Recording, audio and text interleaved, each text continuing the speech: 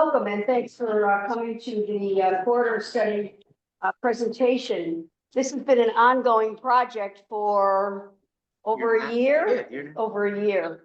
And there were some of you that were involved in the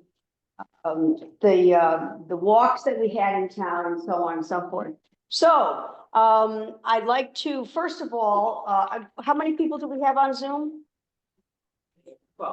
12? Okay, so welcome to the people on Zoom as well. I'd like to introduce Mark Nielsen from COG. He is one of the consultants that worked on this study through a year and a half. And then I'll let Mark introduce the rest of the team. Okay? Okay, thank you. Thank you.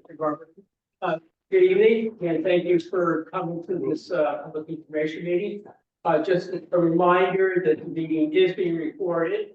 It will be available on the NVCOG website probably tomorrow, but we are recording it, so just understand that. And I just wanted to do a quick introduction and give you sort of like a real brief history of how this project got started. This is what we call a planning corridor study. The state DOT provides some funding through US DOT to do these types of studies to look at traffic transportation issues, corridors throughout the state. They notified us a couple of years ago that funding was available. We then solicited our number of towns. There's 19 towns in the NVCOGCT region. We worked with the town of Woodbury to put together this proposal and application. Well, no, Route 6 is a road of concern. It's your main street, and it's also a main highway through the area. So a lot of things going on. So it really lent itself to looking at what can we do to sort of manage traffic, slow it down possibly, just to really make the whole area a lot safer for everyone. So tonight is one of the first meetings we'll have. It's talking about the existing conditions. Okay, so what we have to do when we do a planning study is we have to go out and collect a lot of data. We sort of have an idea of what's going on out there, but we need to actually get out in the field and collect the traffic counts, collect the speed, look at the crash history, things like that. So that's what we're going to be talking about tonight. It's a lot of data, a lot of information, but it's really critical that we put this together. So it gives us a baseline going forward. The next step in the process is going to be looking at, so what can we do? What are the problems? So with that, I want to introduce the front consulting team. Come on. The two representatives from the firm tonight. Casey Harden is the principal in charge for the project. Evan Warman is the principal planner for the project. They're going to go through this presentation on all the existing conditions. We'd like to run these meetings interactively. So if you have a question, or you have something that you don't quite understand, don't hesitate to sort of raise your hand or say, excuse me, I don't quite understand that. Can go over that a little bit here. And we want to have a conversation. And understand that this, again, is the first and probably a number of meetings we will have. So this is the end all of the project. So this is just the beginning. And so voice your concerns, ask your questions, and we'll hopefully at the end of the day have a good project. And what we really want to do is to see some improvements out there. So with that, I'd like to turn it over to Evan. We'll go through the existing conditions. Thank you all. Thank you all for coming out on such a cold day. We really look forward to hearing what you have to say. So just a little background. This is a Town of Woodbury collaboration with NVCOGCT. First Selectwoman Barbara Perkinson, we thank you so much for your leadership. And then this is the NVCOGCT team here, including Mark and Naugatuck here, and then myself, Evan Mormon, Casey, and Evan are here. So here's the agenda for tonight. We're going to first start with introductions, goals and objectives, background, and then the meat of the existing conditions report, and then next steps. And of course, we have a Q&A at the end. So what is a study about? It's studying how to reduce these safety concerns and reduce conflicts among automobiles, including trucks and farm equipment, which many people have brought to our attention as an issue, pedestrians and cyclists in this Main Street environment, in keeping with your town's historic character. At the same time, it's about helping the economy, and connecting you to your local schools, parks, and other businesses on Main Street. And just a quick note here on the top right is a map of Woodbury. We have 2 historic districts in the town, creatively named Historic District number 1 and number 2. I could not find any other names, but those are the historic districts we're going to be focusing in on. That number 1 is really focused on the historic downtown. Number 2 is a little bit more rural, a little bit more suburban. You know, one important point that we'll come back to, it's outside the geographic scope shown above, but the intersection of Route 6 with Naugatuck Trail, here on the represented on the red star, is identified as a location of concern. We've been working with NVCOG. NVCOG's created an initial report with some initial safety recs, some initial information. So we're going to be, though it's outside of our study area, it's outside of the central downtown area, we are, to the extent possible, coordinating with them and making sure that we don't propose anything that would be inconsistent with that. So the town of Woodbury, as you all know, very old town, 1673. It was the founding. It's in the southeastern section of the county. It's a little under 10,000 people. As you all know, many of you may have seen, the population has grown really significantly between 1940 and 2010. But that Main Street has remained the center of the town. Interestingly, the population dropped a bit between 2010 2022. So we've been looking at that data a bit. And as Mark alluded to, this Main Street is a state route. It creates some inherent conflicts between all of between different needs, between the desire to have a historic main center of your town and its status as a freight corridor, or shipping corridor for people moving through, or moving things through.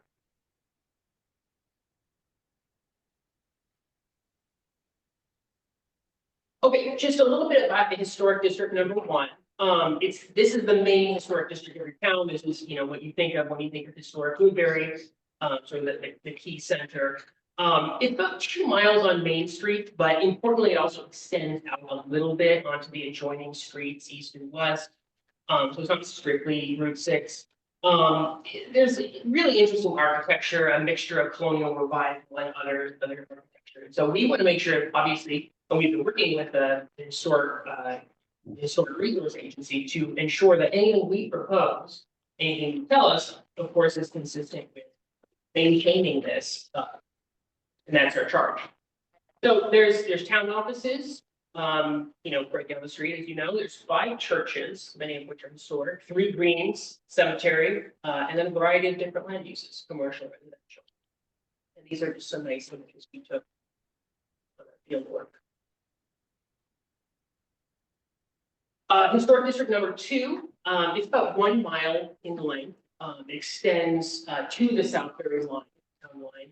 This, like as I mentioned, is a little bit more rural, a little bit more suburban. Generally, there's no sidewalks. Varying setback, but many homes are set quite a bit back from the street. But again, amazing architecture, amazing history, and a really pleasant place to be. Where are people living? This, of course, is central to our work. We want to make sure we're proposing anything we propose is going to serve, the most people. As you can see here, here's the population density in the town, overlaid with the business district. As you can see, sort of that north central portion of your town is where the greatest density is. But interestingly, there's other pockets of density, some condominiums you see sort of pop up. And so though this will be centered on Route 6, we of course want to propose improved connections to Route 6, because it's not enough to have a great main street. Of course, we have to you have to get there. So in sort of technical linguists, it's a two-way urban minor arterial. Some lanes split off to create turn lanes at Sherman Hill Road, Middle Quarter Road. Most of the intersections we're talking about here are unsignalized. There's only 4 signalized intersections within the study area. Speed limit is 30 miles per hour in the central section of the town.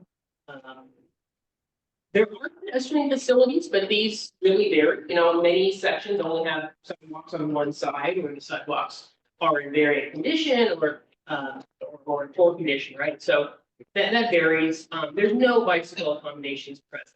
These, marked accommodations, right? So that's something we certainly want to improve if we can. And we're extending all the way north. Road in the north to Middle Quarter Road in the south. There, so just some nice photos of Middle Quarter from the top, and sort of the area near Mountain Street. So these are the study area intersections. We have these primary intersections are in the dark orange, right? And then the secondary ones are in the light orange. So we're talking, moving north to south, Planters Road, Washington Road, Pleasant Street, Sycamore Ave, Sherman Hill Road, and Middle Quarter are the primary. Of those 5 primary, most of them are signalized. But we also are focusing here on Middle Road, Turnpike, Judson Avenue, Apollo Road. Those are also important crossing points. So I'm just going to touch on this pretty quickly about past planning efforts. We want to ensure that anything we do today is consistent with what has been planned in the past and what has taken place in the past. So really, there's 4 key planning documents that we're following. The Woodbury Plan of Conservation Development, that's pretty recent, 2020. That's a pretty big document. Creating a sustainable main street, sort of urban design effort to reimagine and connect your historic greens in the center of town, to improve the greens themselves, but also to connect one to another along your main street. So that's really critical for what we're doing. There's the another plan that we're referencing that we're in conformance with, is the Route 661 Road intersection improvement project, a bit north of our study area. But that's in 2022, and then the COGS Metropolitan Transportation Plan, the big government document that talks about their investment plans. So here's an image of the POCD, Plan of Conservation Development. That document sketched out, where the sidewalk network was at the time and how and where we need to go to improve it. I really want to thank the efforts of the Shade Tree and Sidewalk Committee, because they've taken those recommendations in that POCD and sketched out further recommendations, what they're calling shorter term recommendations and then visionary recommendations. So this is sort of the sidewalk network that they're envisioning in town. And as you can see, it's broken down by we're going to follow that certainly, and make sure we make those key connections that those groups, many of which are in attendance here, already sketched out. Returning back to the POCD, this plan is implemented identified safety issues. Here it shows a crash heat map for the POCD, so where crashes are occurring. It's probably not super surprising here. It's a pretty consistent pattern along Route 6 with some of those key intersections called out there. As noted here in 2018, in the town, almost half of the crashes occurred on Route 6. Not surprising, that's where most of the traffic is, right? But still a striking statistic. Another quarter occurred on other state roadways. with only a quarter occurring local roadways. And in 2018, there was one pedestrian involved crash, no bicyclist involved crash.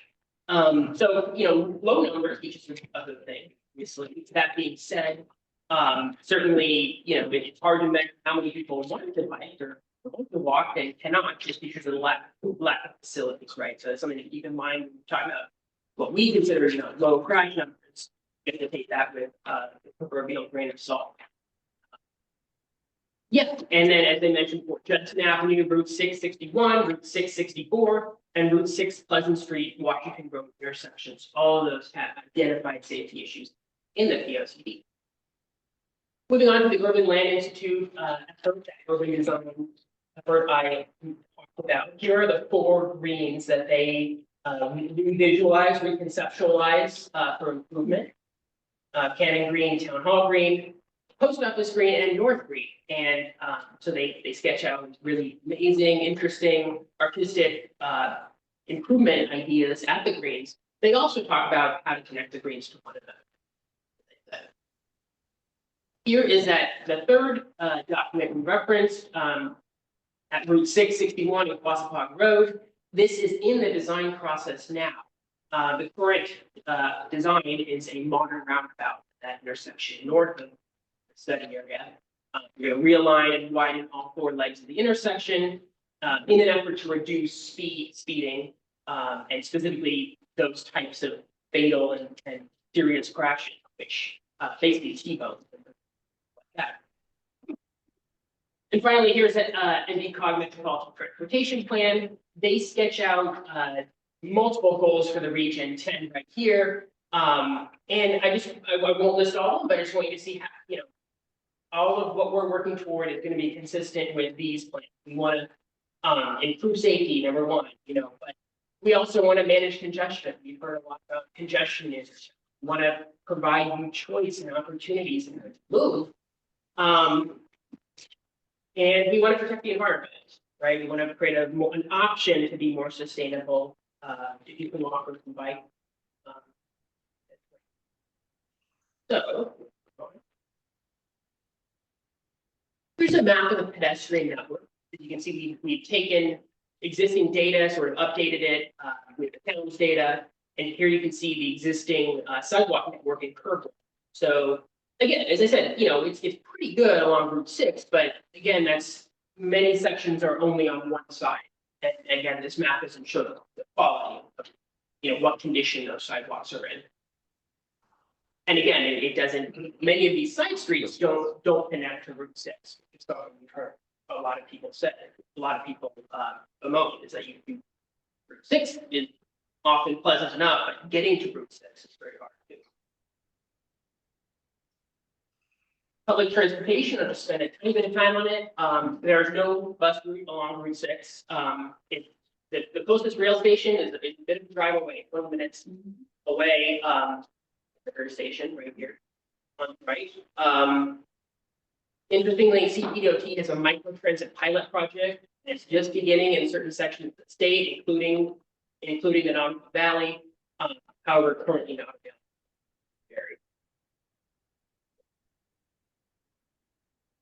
So moving on then to the roadway inventory summary. This is where we looked at a huge amount of data, mapped the data, and really started looking for deeper understandings of what is causing these, safety issues, comfort issues, connectivity issues.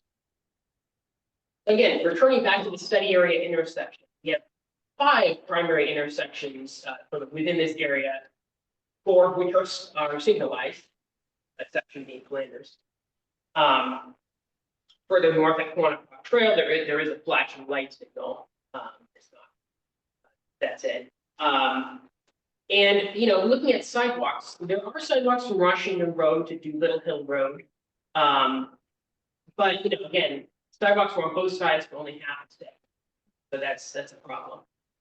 Looking on the corridor, there are no sidewalks from Spruce Bank Farm into the south.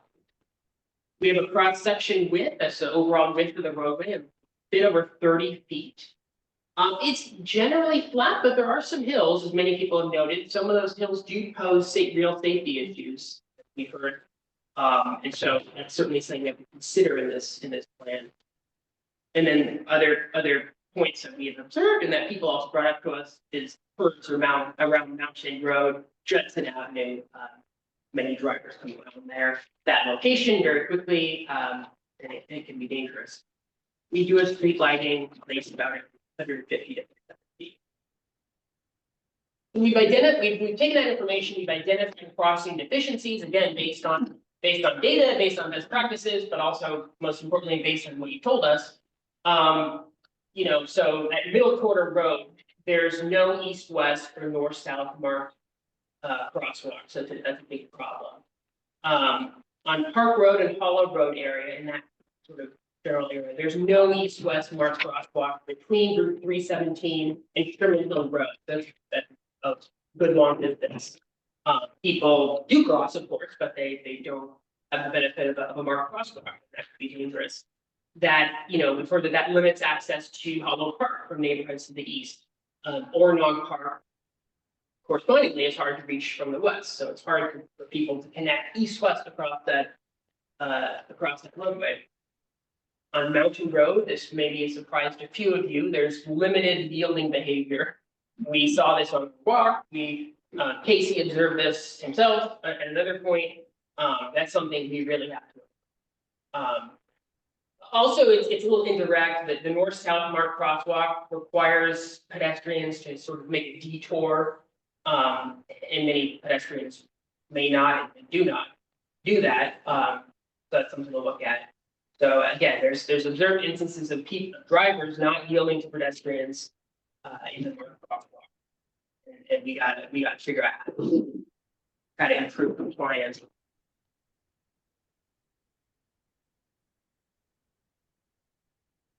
I can turn it over to Casey, who's going to talk a little bit about the operations. Back to that. So I'm sure not many of you are here today to complain about particular traffic operations on Route 6. And if you are, we can have a side conversation. But we're tackling this in the vein of it's the thing we have to analyze as we start coming up with solutions to reduce speeds and improve safety. We will have to demonstrate that those do not have a overtly negative impact on traffic operations. So we need to establish what our baseline is. So we went out and conducted some traffic counts last year. We gathered data from some online sources that let us understand origin destination patterns so that we can get a picture on how people are using the roadway. The vast majority are kind of going end to end, right? As Evan alluded to, this is a minor arterial. It's part of the national highway system. It is, unfortunately, Woodbury is sort of a point on a big middle of that. Also a relatively high truck percentage. Some times of the year, I would guess it gets over 25%, especially when ONGs run heavy. But we measure kind of typically between 10 and 20%. That has an impact, right? When you're trying to accelerate at a stoplight, it kind of can go a little slowly. It can affect the processing times of the signals. But the truth is, we're not really seeing any capacity issues here. During the peak hours, what's shown in this map are the peak hour traffic volumes at each of these signalized intersections. The big conclusion here, there's about 400 to 600 cars trying to proceed along Route 6 in any given hour in one direction. The approximate capacity of a road like Route 6 is about 1,100 to 1,800 cars per hour. We are well below capacity. Should there be additional development in town that would drive additional volumes, we're probably well below capacity. I have had to sit here at existing conditions presentations and tell people, hey, there's really no way to do this without widening your road to 2 lanes. I do not have to say that today, which is here in Engineers Week is a nice advantage for me. But we did take a look at each of the signalized intersections to gauge how they're operating. We have a metric that we use, relatively standard in the traffic engineering world, called level of service, that aggregates, scores the intersection like you would a test in 7th grade. And it's based on, for signalized or for intersections, delay per vehicle, how much time any given, over the average, any given vehicle experiences. These delay numbers are really small. The level of service grades are very high. Sort of current and, current goal, if we can get intersections in a urban environment to a level of service E, that's kind of fine. And here we are doing pretty well. When we presented this information at the advisory committee, we had a little conversation about, in particular, the northernmost traffic signal, which is at Pleasant Street.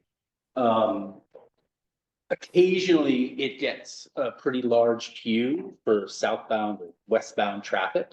It's the first traffic signal in a pretty long stretch. So what happens is cars can group in what we call platoons, be it a slow driver, or shouldn't call them slow. Someone driving the speed limit will quite easily pick up a train of cars. And sometimes that builds up, sometimes it's a little bit hard for the signal to process that in one go. But what we're finding through some field observations, I was out there this afternoon, it looks like it clears pretty routinely. So again, we're not really seeing any traffic operational issues that we need to go out and solve. But as I pivot into the safety discussion, we start talking about turn lanes, that will actually have some additional benefits as well. A lot of the delay that occurs is at locations where people are trying to either make a turn off the side road or they're trying to wait and find a gap. And so we have some ideas to make that a little bit safer. The other kind of, this sort of more important analysis that we've done is the safety analysis. Evan had put up a heat map from the original POCD. This one presents slightly updated data over this past full review period. And again, it's also not surprising that you see these kind of nodes at each of the intersections. And what's happening is vast majority of these are rear end collisions. These are pretty typical whenever you have a traffic signal, whenever you have activity, people following too closely, driving too fast, fender bender, looking at their phone. We actually have a slightly higher percentage than we would like to see of side swipes. Those cause a little bit more property damage. But at several locations, including Sherman Hill and Flanders, we have more angle collisions than we really like to see. Angle collisions, Evan said those are the T-bones. Those usually come when you have sightline issues. Sometimes people that at the signalized intersection that run the red light. Someone tries to make the left, thinking they're to stop. Those are the things that we're going to take a hard look at from an engineering perspective and see if we can come up with solutions to minimize the chances of those angle collisions. So those are the ones that can cause injuries at that really high. And as we kind of move forward over the next few months, we're going to be putting together some concepts for each of these intersections. And one of the initial things we'll be looking at is providing left turn lanes, but also being mindful and strategic with where those are, how long they are. We've already heard some concerns that people, I'll say, illegally pass using when there's a shoulder. So we want to be mindful of that as well, because as we started the presentation with, the primary goals of this exercise aren't to speed traffic through downtown Woodbury any faster. They're already going fast enough. We'd like to actually slow them down and help create that pedestrian and non-assisted bicycle network that can kind of help create more of that character.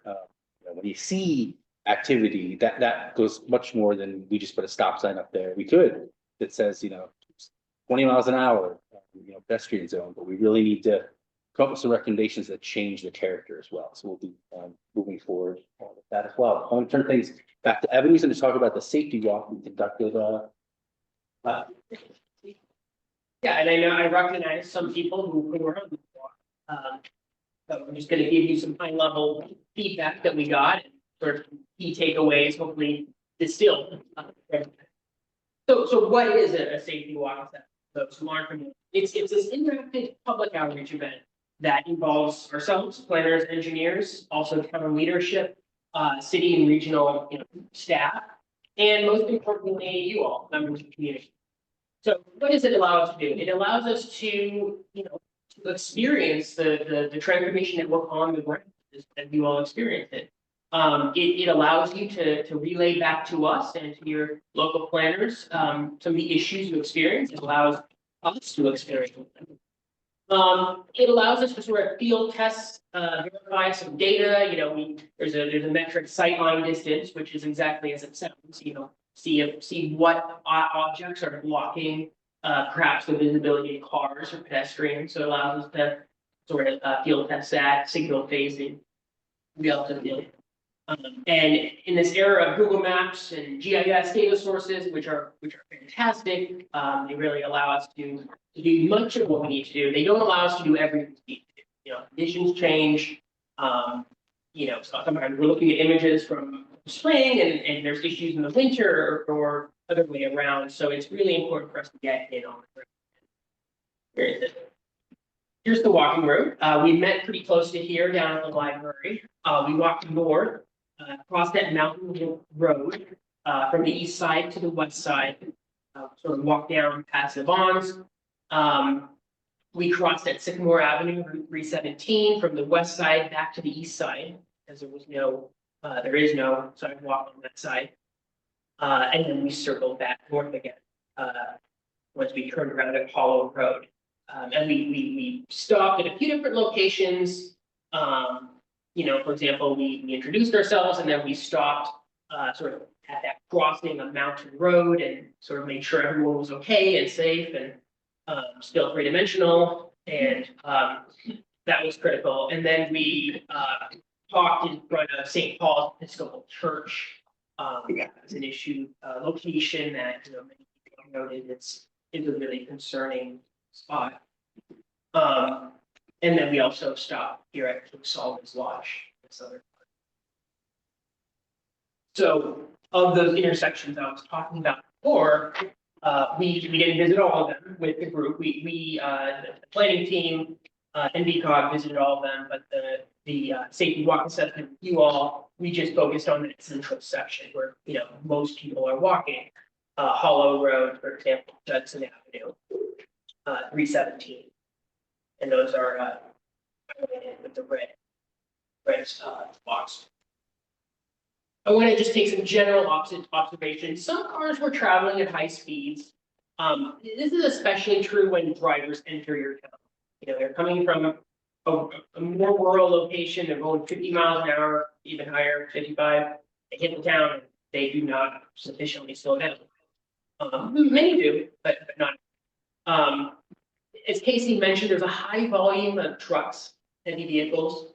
That was sort of a major theme, especially associated with many people noted that many trucks going to and from the dump. For example, there's just, you know, the third point, there's a lot of traffic volume, and there's just very limited spots across east-west. That leaves you and visitors to your town feeling cut off and restricted from accessing what you want to access, whether that's parks, stores, churches, what have you. I mentioned the industrial traffic. Many people want to see wider on-street parking locations. And perhaps as importantly, greater clarity on where to park. There's certain locations, especially at near Sycamore, where it's not clearly noted where one can park and where one cannot, because there's faded paint or sort of similar items like that. So really, people want to see, you know, this is where I can safely park, this is where I should park, and this is where I should not. That was a comment we heard a lot. We heard many people say we want rain gardens or other related green infrastructure. So how can we absorb more water? We have incredible rainstorms, which has the dual purpose of absorbing water and you know, preventing flooding, but also beautifying your main street. And many people wanted a pedestrian bridge over the river on the northern portion of the project area. People mentioned, you know, you get to the sort of the northern portion of your main street and it ends, and crossing that bridge over the river is dangerous, feels dangerous. So extending that northward, extending the sidewalk northward is critical. And connection was desired to Strong Meadow Reserve. So those are just sort of the key takeaways we heard from all of you. Really got great feedback. We really appreciate everybody who came. And we continue to be all ears. You have a more recent observation that you thought since then. A picture of us on that day last summer. I always think that's me in the hat, but it's not. Oh. Yes, and so, we want to hear from the public. We also wanted to hear from what we're calling, stakeholders. These are business owners. These are people in your churches. These are people in your school district and people from the senior center, senior services, people who see firsthand critical groups or series of groups who really need better, safer transportation. So I won't name names, but number one, we did talk to a retired state trooper who was now with St. Paul's Episcopal Church. She was with the state trooper, so she had some great enforcement ideas and also ideas on how to protect her law. Number two, we talked to staff from the Department of Senior Services, where we are now. Number three, we wanted that business perspective. We talked with a vice president of an insurance company, critically also associated with the Chamber of Commerce. So he filtered back ideas that they had back to us in terms of concerns that business owners had. And then we wanted to talk to the schools, so we did talk to somebody from Region 14, specifically at Mitchell Elementary School. And those are just sort of the rough geographical locations of those. Common themes, again, concern about this limited ped bike infrastructure. There's a lot of speeding on Route 6. Many people mentioned a lot of near misses, which, we're grateful it was a miss, but how can we design the intersections and the roadway to ideally prevent those near misses or make sure they don't happen, right?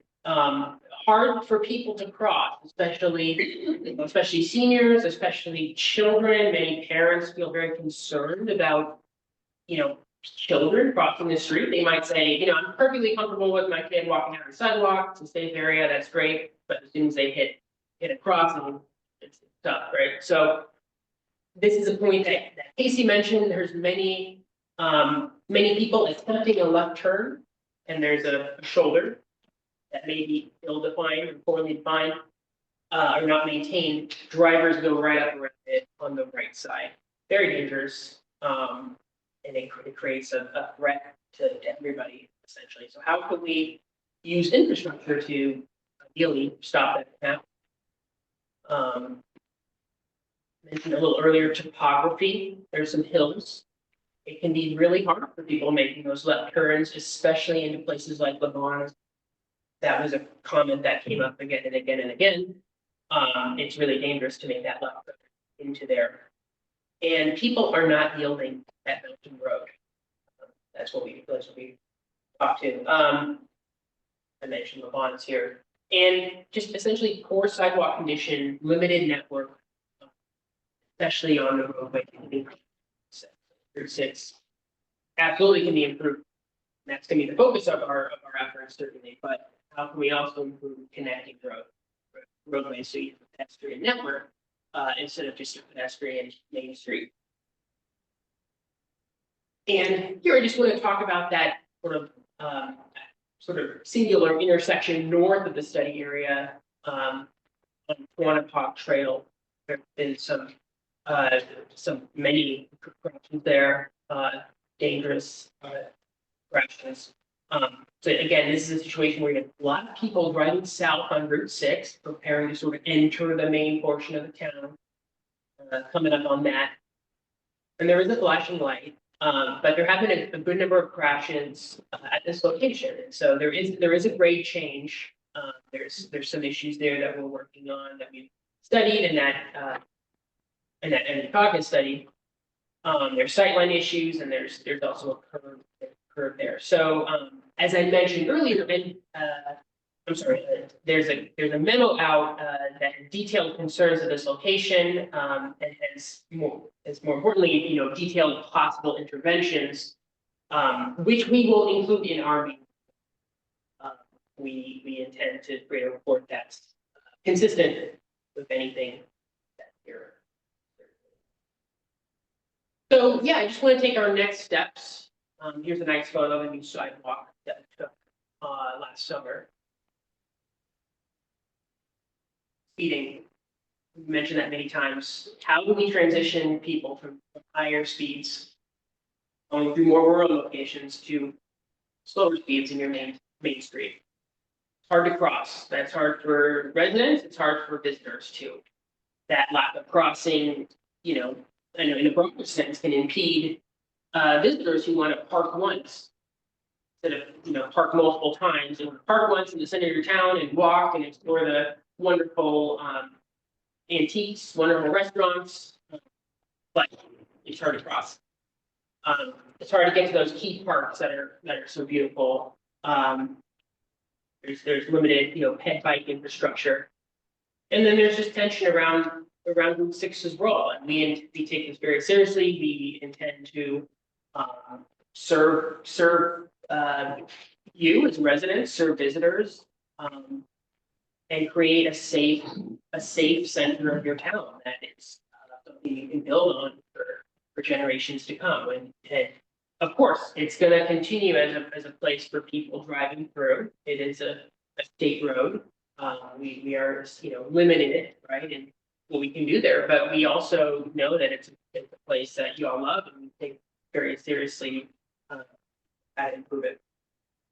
So next steps, you know, we presented to the Public Advisory Committee, the PAC, a few weeks ago. We got some great feedback. We have our meeting today, and we hope to get more feedback. And, you know, okay, so we've done our existing conditions, then we're going to move into future conditions and specifically initial corridor concepts to improve bike ped safety, improve driver safety, improve general safety, strengthen the economy, create a wonderful place for you to live in the years to come. And we're going to break that down into quick fixes and longer term projects. We're aware that so many times in planning studies, we come up with these grand concepts and they're great, but you know, they take a long time to implement. One thing we heard from you all, one thing we heard from the town, from NVCOGCT, is the importance of identifying quick fixes. Definitely, you know, that's great. We will have the long-term, you know, visionary perspective, visionary plan, but we have to come back and we have to come up with some inexpensive, quick build improvements. So thank you very much. Yeah. And on that last note that Evan mentioned, what I forgot to mention in the beginning is what are the key goals of what we're doing here is to come up with concepts that we can turn into a project. A lot of times we do planning studies and what happens to them? They sometimes sit on a shelf or, you know, they don't go anywhere. And we don't want that to happen with this. What we want to have is some good, implementable, constructible concepts. What Evan mentioned in the Project Advisory Committee, but we also have what's called the Technical Advisory Committee, which includes members of representatives of conduct. And the idea is it's not just the planning division of conduct, but it's their project development unit. Because what we want to do is be able to come up with a concept that we can take to their project development unit and say, look, we've done all the initial work. We know what the problems are. We know what the fixes are. But you know, we've collected all the data. We don't have to do anything more. Let's turn it into a real project, get it designed. And that's where, you know, Evan was talking about, you know, the corridor is sort of too long to do all at once. We're going to have to take it into chunks. And that's what we're going to be focusing on, to come up with, and this is where we need help from the town and the community, is what are your priorities? You know, we'll come up with a bunch of concepts, and we want to come up with priority 1, priority 2, and then we can work with the state on getting it initiated as a project. You know, so we're not, you know, here again in 5 years, say, oh gee, we're doing a planning study for, we want to get something built here. So that is our goal, and that's, sort of what, why we're all here tonight. So with that, open questions and comments. And please don't think this is your only chance to comment. Go to our website. We have a project webpage. If you think of something else tomorrow or in a week, don't hesitate to go to our website and provide a comment. I have a question that we've answered. I'm Judy Fellows. I live in town and the Historic Commission, and I'm on this Court of Studies. Will you, whatever you ultimately present, will you determine what to prioritize? No, that's up to you guys. Okay, okay, well. No, I'm serious. It's going to be a collaborative effort. Yes, we're engineers, we're planners. We will come up with what we think are the priorities. But ultimately, it is the town's decision. We're not going to come back with you and say, oh, well, you need to do, the intersection down at Route 64. That's the main thing. And you guys, oh, that actually works pretty good. We really have a problem over here. It's going to be the town's decision to prioritize. In the end, we're very conscious of the context of the community. I've been doing this a lot of years. And early on in my career, DOT would come in with their plans at 90% and say, oh, this is what we're doing. And it was, 4 lanes and no medians, no sidewalks or anything. We've turned around 180 degrees, and everybody understands that these context-sensitive solutions are really the key. These efforts to try to calm traffic, these efforts to really accommodate all travelers, whether they're walking, rolling, or bicycling, or unfortunately using e-assisted devices. I'm not a big fan, but they are becoming more and more popular, which we need to accommodate. So we're going to be working cooperatively, and we want to make improvements that are very fitting for the town. And will you come up with a realistic bike path? That really could fit in somewhere? That's our intention. We've been looking already at the right of way, and doing some very initial analyses of, this is how much space we have on each side of the road or something like shared use path. And along with that, they're going to come up with good cost estimates. I don't want to say engineering based, but I think hopefully we're going to be much more realistic of what it was actually going to cost to build something like this. Because again, we want to be able to take this into a design phase of build construction. And one of the ways we can do that is have a really pretty good idea of what it's going to cost. And then we'll also identify who's going to pay for it. Is this something that it could be a state federal funded project? Or is it going to be something that the town's going to have to make the investment and commit the dollars to? So that's all going to be identified, where that money can come from. There are a lot of different programs out there that we can take advantage of. Again, there's federal aid programs, but there's also a state program for local road improvements that the town can access. So there are possibilities. But again, having that good concept plan is real key. Speaking of the money, would you be able to help the town with writing the grants or accessing the money? Yeah, as part of the COG, one of our roles is to assist the communities in doing just that. It's sometimes in the grant writing or understanding what's required in these applications is sometimes not the easiest thing to figure out. We have experience. We will assist the towns in putting that together and identifying. My third question was, who decides the priorities? phrase it a different way. In your final report, having talked to the town, will there be a prioritized list? Or you're going to say, here's our report, now you guys figure it out. No, it's the first one. We want to come up with a phased program of implementing projects. And again, that gets back to what Evan was saying about quick fixes as opposed to the long-term vision. But among those, less expensive, easier to implement, there could be 5 actions. And then within that, we have, set priorities for what they think is the more critical. So another follow-up question. Definition of quick. Let's take a specific example, like middle quarter term. Yeah. Middle quarter. There is a button to press to get across the road, right? And it affects, I believe it affects the traffic lights, but there is on the head of the pole, there's no light that says to the pedestrian, time to walk. No white button. All right, that's the people saying that. This is better than that. Because I don't know. That's really soon. Yes, and So is that 2 years away? 3 years I away? think there's not a real simple answer to that, because a lot of it depends on the complexity of the project and the funds.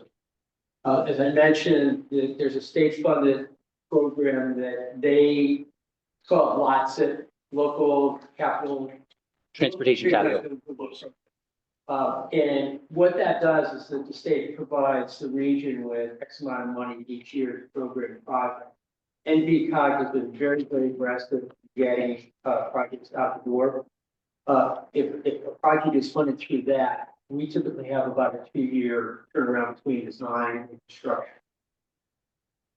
Since this is the state road, it becomes a federal aid type of project, you're looking closer to a 5-year term, kind of major intersection improvement.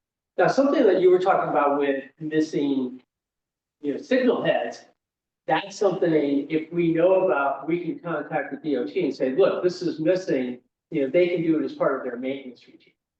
So that's where we need to know what the issue is, so we can then, address them.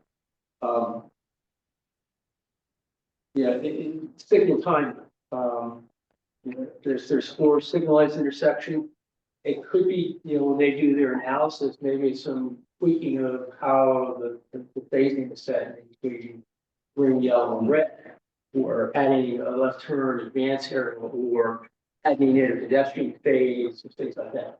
Again, that's something if we know about, we contact the state, they work it into their more routine signal improvement projects, and they can know a lot quicker. I understand the frustration. Like I said, I've been doing this a lot of years. You calibrate it. Yeah, I know.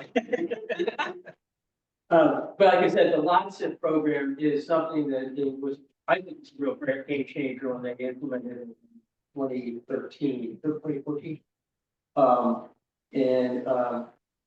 Because we have more control over programming such a project. We have to easier to getting our town. Actually, I don't think Woodbury has ever seen an application for that. So what you guys do? We've done, yeah. So, but anyhow, so their final report will have a phasing plan, implementation plan, if you will. We'll identify what the priorities are and give a time frame for likely approval. When we think we'll get the final report. It's slated for late spring, so we're trying to have like a final public meeting before schools get out, so that we can present stuff to you guys like May or so, and probably publish the final report sometime after that. Yeah. This year, not. This year, yeah, this year, yeah. This year. Maybe not. So is there a local commission or board that we as residents can talk to discuss our priorities or share the concerns that we have that? Well, yeah, again, there is a project advisory committee. Yep. And we, I don't know who's on that, because I'm not the project manager, because Rich Donovan is. But, A lot of reach out to Barbara's office, for Will, and they'll give us any of the comments. No part of the board Yeah. here in town. Yeah, he's part of the. And we've been also managing most of this to go directly to NVCOGCT. By going to the website, there are areas where you can send messages to them. And that's, we've kind of been directing it rather than try to use it in training. Let it go directly there, so you can go directly to the website, which is what this project is being hosted on your website. There's a link on our town's website to it. But I would encourage you to send stuff there and you can send it out to me or Barbara. The committee doesn't meet regularly like other committees, it's really focusing on the schedule of the study. Yeah, and when there's something to sort of present or to go over, we'll call a PAC meeting. But like I said, yeah, well, just visit our website, and, so. That's the kind of thing, how's that set up? Is there like an info? There's an email. Okay. Yeah, that I believe goes to Rich. Yeah, okay. Is there prioritizing this now? No. It's been established, so it's completely open, yes, right now. And again, that's how we like to do things. We're not coming here and saying, well, this is what we want to do. We're coming here and saying, these are some of the issues that we identified. Okay. You tell us what you think are what should be done, and then we'll work with that. Not everything that the town may come up with is sort of doable or reasonable, but that's where, we come in and, sort of make look at your suggestions and, try to make it work. There are a few questions online if we wanted to Sure. hit some of those. So the first one being, who exactly determined the limits of the study, and a follow-up, why not consider the road to the high school as well? The limits were established at the initial application phase a couple of years ago. And it was originally sort of, we were gonna look at the entire corridor from town line to town line. But it's roughly 5 miles, 6 miles, something like that. But so we had to break it down a little bit. And through the initial conversations with the town, the corridor that was, or the limits that were selected were identified as sort of the key elements. I'm not quite sure where the high school is. Is it up Route 6? Yeah. Well, in the garden, typically you get to. Right. So, again, so this was a state federally funded project, so we needed to focus in on the state road corridor, and we couldn't really go off of the corridor too much. However, when we get some comments about off-road, off corridor, concerns, we do have an ability to sort of look at it. Okay, so then the next question was, did you measure the speeds on Main Street as part of the existing conditions, or did I miss that? This does not look like a volume proposal. Yes, we did capture speeds a couple different ways. One of the online data sources can give us average speeds for trips to the corridor, but those are not spot speeds. But the cameras we posted that kind of capture the volumes via radar do pick up speeds. I saw this question coming and pinged our traffic engineer for an answer. I do not offhand have those statistics, but I believe they're in the final report that's a little bit longer than this presentation that'll be posted online. They are higher than you'd like them to be. I can confirm that. And it will make for an excellent, I mean, I've worked on a couple of studies that are on a rural arterial that has a like downtown node, and through design and creating the right type of environment that doesn't just happen where you want people going slowly, it has to transition into it. You can actually, there've been some really good before and after results. So we can use the speed data we have as hopefully the low point. And we're hoping that any bike and pet improvement we come up with naturally narrows the visual appearance of the road. And research has shown when a road appears narrower to people or more constrained, they naturally slow down. So we intend to, if we're talking about shared use path or another, whatever it is, we want to slow speeds using that visual strategy. Okay, so the next one is more of a recommendation. The strips lane width for all of Main Street should be redone to maximize of 11 feet. I would recommend 10 feet wide, but DOT does not have that mindset yet. Recommended fixes should probably be organized according to cost and long-term and short-term matrix. Yeah, and again, as Casey mentioned, narrowing the lane was to 11 may be a reasonable alternative. I agree, we're not going to see 10 feet on Route 6. State is, it is in a facility, so they're not going to.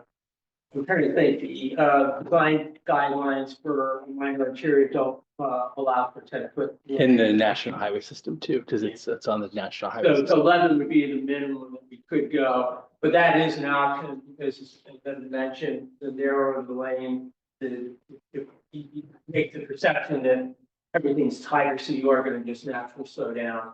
And the last part of that, but yes, we'll have a matrix in the report that, shows cost versus, time to build and, like the, hundred. What's the width now? It varies greatly. A lot of old roads that haven't been restriped in a while. They used to just kind of put the white line kind of wherever, and I mean, some of the places we measured, it's in excess of 14 feet for a travel lane. I'd say the most typical number is probably about 12 feet. But yeah, I mean, I think for the most part, Evan, correct me if I'm wrong, we absolutely see opportunities starting with delineating just a narrower travel lane as being an Where opportunity. you, for example, at Levant, where so many people go around. So that has to be one of the widest areas, correct? I mean, there are Yeah. others. Right, but it has to be better. We want to better delineate it.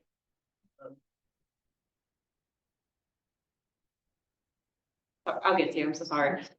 So there's a question regarding, is there a mailing list we can sign up for to stay up to date on project progress and future meetings? So I would say if you, hopefully you can hear me from over here, if you would like to drop your email address in the chat, I will document it and I will add you and I will keep everyone's emails together so that we can update you on future progress and meetings.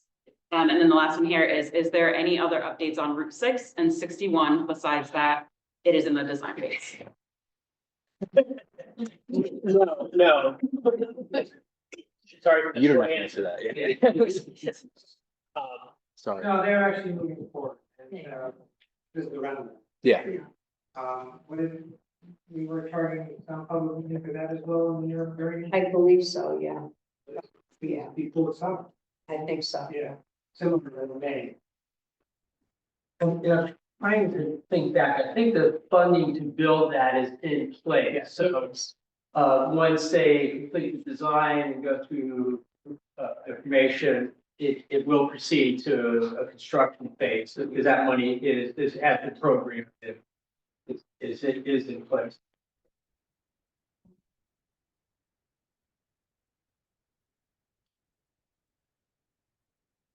No, go ahead. We'll talk about next one. Mary Carol, I own half of one of Farm City, but you know that, and you know that it's love. I want to intersect my entire life. Yeah. We've owned that building since 1950. I have a lot of history on it and a lot of understanding of what is there because I'm there all along.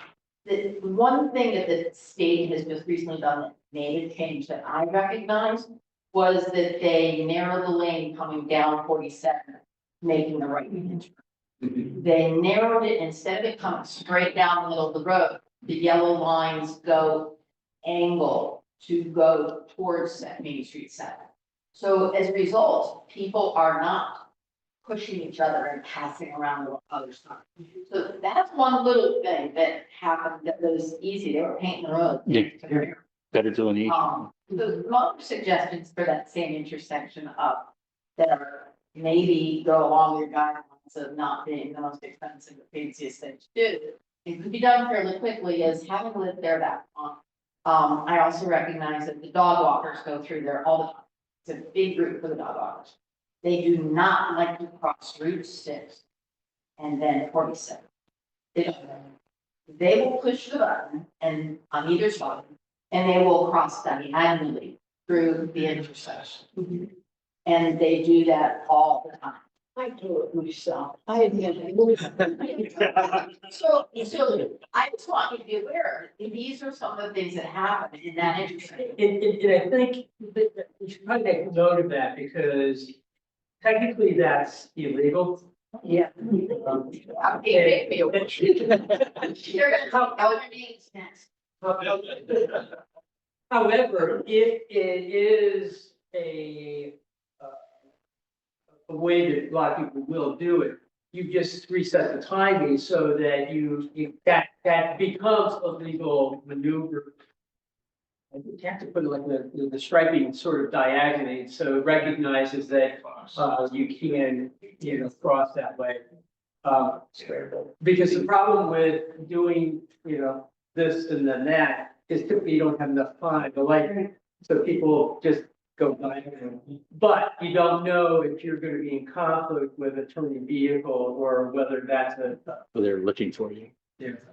But I will tell you that having lived there my whole, I keep saying that, is that as a child, I used to walk to kindergarten. I used to cross that street myself. Yeah. All the time. So we did not ever, all those kids walked to school. We never crossed Route 6 and 47. 47 does not have good sight lines. It is not a place to cross the street. Never has been, never should be. So the cross we always did was Pleasant Street and Route 6 on the south side. Because the sight lines were better. And now that, if we have it posted properly at 47, it says no right turn unless after stopping, I understand, I've seen that. So there's a few things right there that make a big change. The other thing is, most of your accidents that are not right on Route 6 and 47 itself, Pleasant Street accidents are my fault, everyone. Because my parking is owned by me, nobody can control it. It is pull in and back up on Pleasant Street.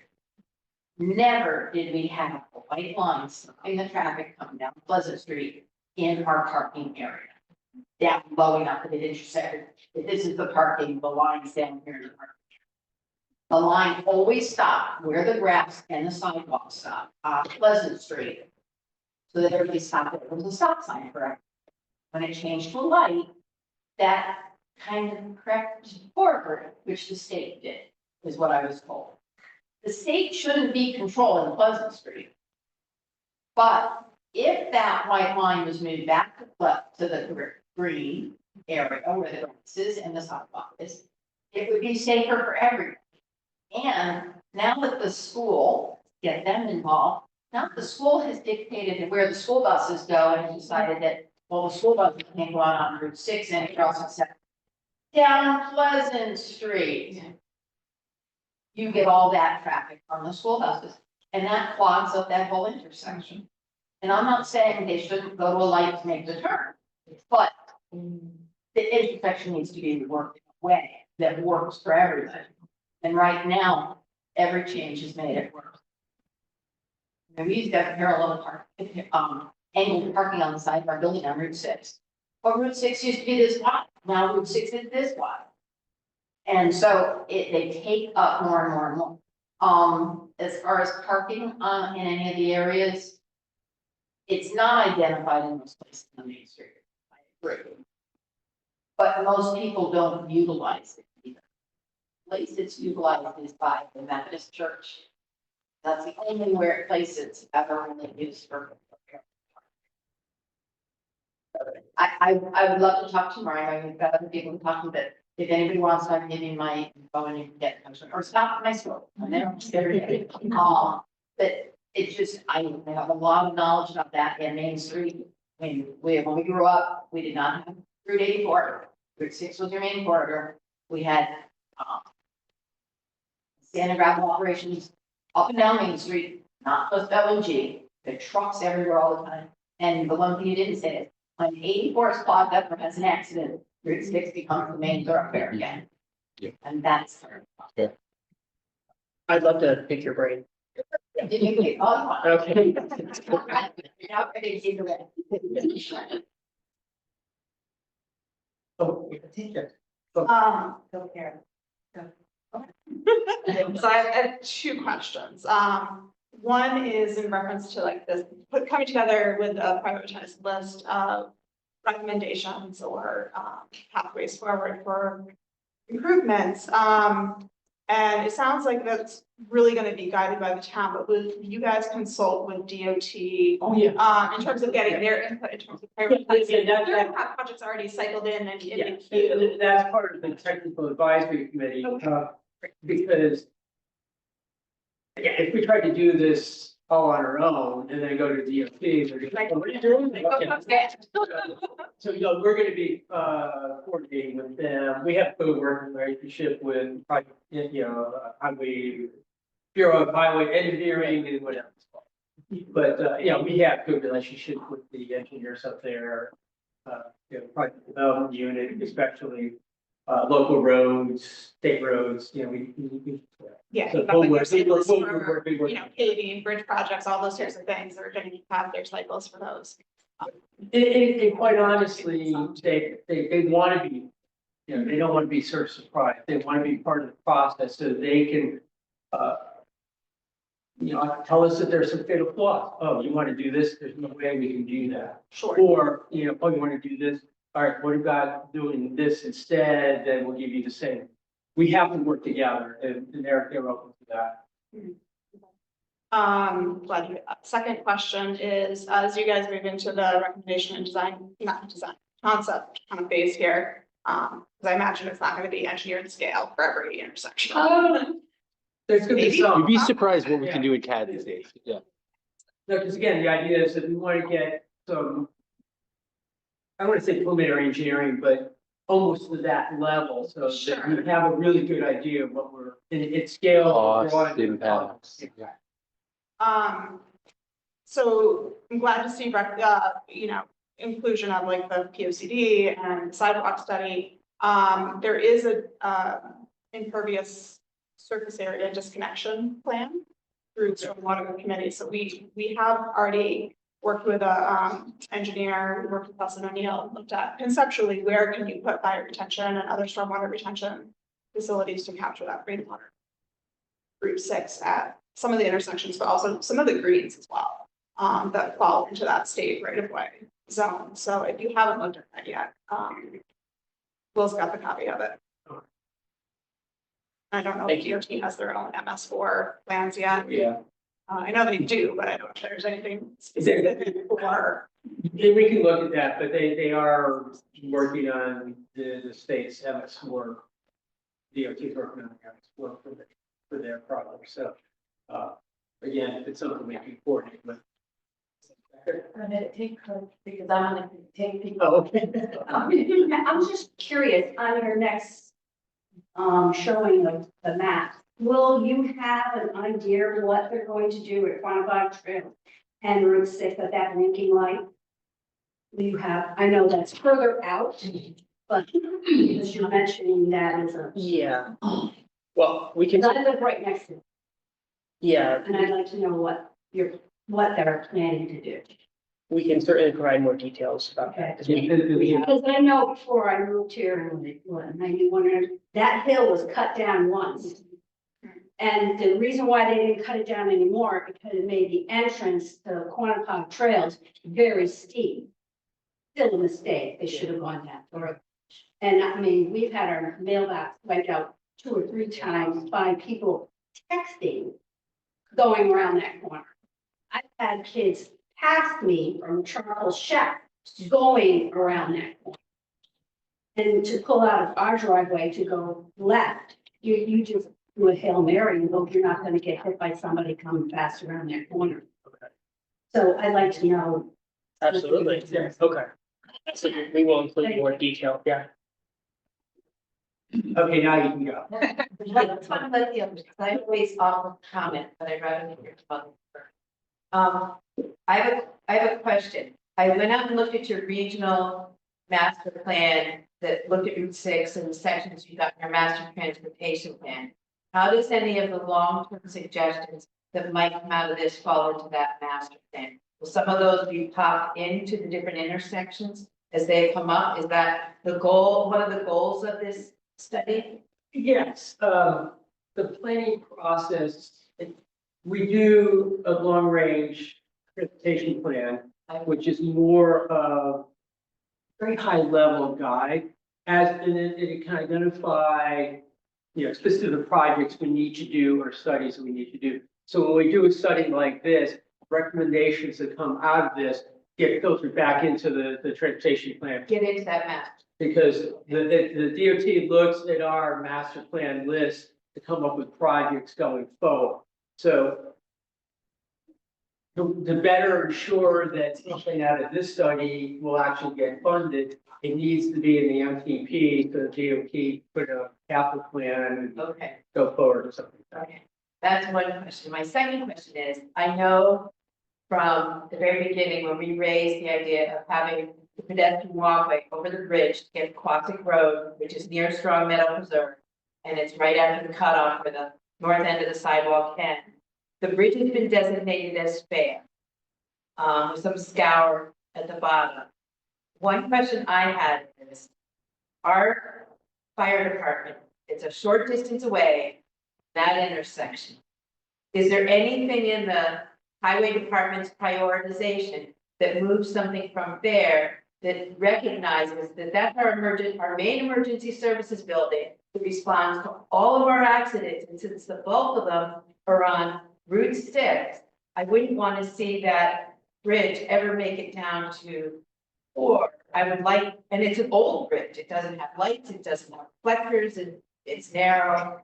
How does all that work and play into it? Well, DOT inspects I know. all bridges every 3 years. Okay. So if a bridge is rated in fair condition, in its last inspection, they'll be doing another inspection in 3 years, and if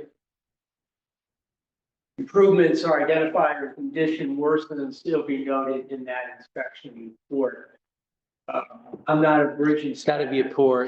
Yeah, you'll need one of the 3 major elements to be a pour. Which is the deck, the top part, the superstructure, which is like the beams, and then the substructure. Give you a jackhammer, I mean, you could go out and turn it into a pour, but yeah, unfortunately, that's really they're trying to manage, it's a statewide asset management program. They're looking at the pours first. Yeah. Now, you mentioned the scour issue, and if the bridge isn't on, if it doesn't have scour protection, for those who don't know, scour is when fast moving water, like during a flood event, can take away the earth supporting a bridge. So if the bridge isn't supported onto bedrock, all of a sudden, oops, it's just floating in air. So a lot of older bridges are not on bedrock. It's possible it's not. If it's deemed to be scour critical, that would be a thing that could jump it up the list, especially you guys would have been familiar with, just this last summer, the major flood event and what can happen. I mean, just you saw down in Oxford, I mean, sort of a matter of where the rain falls. So the scour critical aspect would be one to look into. I remember I think we pulled the inspection report. We could take another look at that. Yeah. Just give you a read, because I think the key would be to make sure the right person at DOT keeps hearing about the scour critical bridge. That's if it is indeed scour critical, that would be the thing to flag, rather than you'd have to wait for one of the other elements to get to a pour, which, yeah. Okay. So the last question or comment I have, and this goes back to the meeting that I attended 2 weeks ago. I mentioned that there's a green at the intersection of 6 and 64, and I didn't see that documented here. It's a very nice green. at that key intersection. And that wasn't part of the SSTAT study because their section was much narrower in their focus. But this is a nice breathe down and a nice business section of town that I think shouldn't be ignored as we come up with a long range plan. Absolutely, we should have put it on. Yeah, we talked about it and it will be in the final report. I guess we just didn't put it into this presentation yet, but we. But we took down what And you the said. other suggestion I made, and I stand by this, given, as you guys politely shared last time we spent time with you, is you record the accidents, but it doesn't record near misses or the close calls that all of us have. I really strongly feel that we should be looking at this pedestrian zone, and there's one speed limit, from one end to the other, so that you don't have, it's hard enough, people are driving. But having one speed limit in this very busy section, I think would go a long way to helping us out. And that's just my own opinion. Others may think differently, but, I know what near misses are like. That is something that's always difficult I know. to get a handle on. That's why sometimes just looking at pure data doesn't always tell the whole story. I mean, I've always felt that I remember doing a project years ago, and it was like one of the worst intersections to go through. But the problem was everybody knew it was so bad, and so everybody was careful going through, so it didn't actually, people weren't having accidents there because they knew they needed to be careful and pay attention. And sometimes places where you have the high accident rates, there are places because people aren't paying attention, like Casey mentioned earlier with the traffic. They're following too close, they're going too fast, they're being inattentive, they're basically just doing stupid things. But when you know that there's a real, tough intersection and you pay a little bit more attention, you don't have it. So it's really kind of it is hard, but we recognize that's why it's important to talk to people. If you want to get your last questions online, so one question is, what is the possibility of having a dedicated bike lane along Route 6? Probably not literally, probably not a bike lane, but we're going to be exploring probably separated bicycle facilities due to the traffic volume and speeds. Be pretty uncomfortable on-road facility. So we've expected Evan to look at more of like a side path type facility. The problem with the bike lane, because of the amount of commercial activity, on-street parking, driveways. Conflicts. Yeah, it'd be kind of hard to have sort of it really make people comfortable riding a bike. You want to give them stretches of, no conflict, where they can just ride without having to worry about, car doors opening and someone pulling out of the driveway. So I think Casey's point, well taken, that it might be more of some kind of a side path or, more Trail. Yeah. I have one more quick question. I'm sorry, you said you were done. I'm usually a lot of three, so I'll just speak another minute. We are starting to see on our sidewalks the electric bicycles. So when you talk about bicycle lanes and shared road space, where do the electric bikes fit in all of this? Because quite frankly, well, never mind, I'll reserve my comment. The answer is with the bicycles. And I mean, the industry is supposed to be regulated such that the bikes can't go above a speed that takes them out of that class and would say mix them in with a motor vehicle. They should be with the So bicycle. they should be following what regular, Now, the problem is e-bikes are pretty clear, are more like a bicycle. It should be, rules of the road, like a bicycle. The problem I have is people who have e-scooters. What's an e-scooter? It's not really a bike. It's not a pedestrian either. It's becoming more and more of an issue, and it's something we're gonna have to look at in this study as well, because it is becoming a more popular mode of transportation, and we have to make the accommodation for it, because I think more and more people are gonna use it. well, and I think that's fair. We have a lot of high school students. They may need to get from high school to a job or just somebody living on Main Street, getting back and forth to where they need to go, and quite frankly, they get to point A to point B fast, a lot of the traffic I've seen. Yeah. Navigate our sidewalks, and down they go. So I was curious where they've been. Hi, Lee Sherwood, 27 Pompano Road, Woodbury. Couple of things, I'd like to see as this process progresses, maybe do something to encourage runners to not run on the road, to not run on the shoulder of the road. I've run cross country and track all my life. I've done 3 marathons, and not lately. There was, especially hanging out there on Saturday morning, the busiest time of the week on Route 6. And some people feel compelled to do the look at me, I'm running on Route 6, on the shoulders. As somebody who's run a lot of races in his life, that's lived in this town for 66 years, I can claim one thing. I never ran on Route 6. I crossed it, but I never ran on it. It's just dangerous, it's selfish, and we've got pretty good sidewalks. And if you can't handle those sidewalks when you're running, you're not a runner, you got no business taking up the sport, find something else to do. Number 2, big traffic maker in Woodbury is still, I'm sorry to say, the bridge that's washed out on South Pompano Road. Keep in mind that the Tappan Zee Bridge, now Mario Como Bridge, has been replaced faster than that small little bridge that washed out first time 4 years ago and washed out again past August. Since then, since August 18th, it was washed away and rebuilt, and yet we still have this small bridge that hasn't been repaired. A lot of people would use that road, come off of Route 6, making things a bit easier so they can get their kids over to the children's center, what have you. You'll never see more Volvos in your life. They all start circling down, but you'll think they're sweet, actually. But that needs to be addressed. I personally create a hazard when I come home at night, and I think I've seen several people in this room flip me off when I'm either trying to make a left-hand turn to go home, or they're coming at me southbound. And here's the heads up: if I'm trying to make that left, and you're near Green Acres, I'm going for it. Just so you know, see a red Sorrento, I'm telling you, I'm making the move. So that being said, those are 2 concerns of mine. I'd love to know when that bridge is going to finally be. Because it's not your fault, but evidently it is your problem.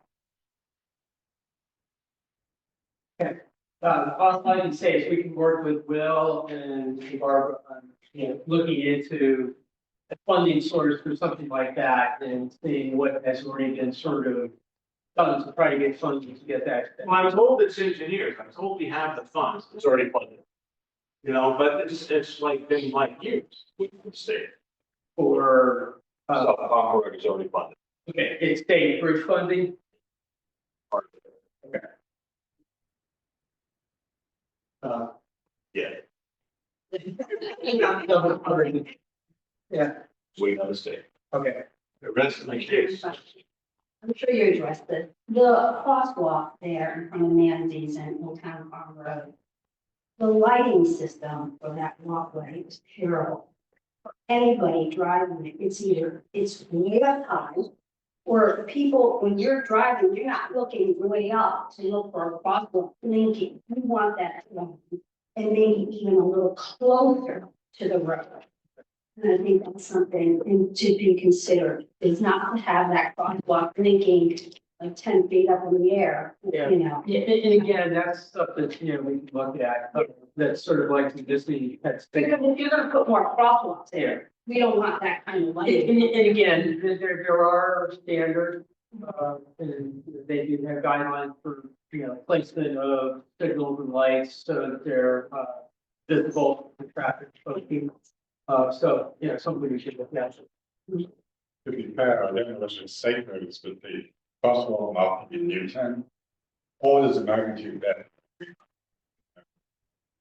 Orders of magnitude. It's really shameful. Here it comes. All right, so again, thank you for taking your time. Thank you. And like we said, go to our website, leave it your email and we'll get you on the list. All those on. Got it, text. Thank you for all the people online.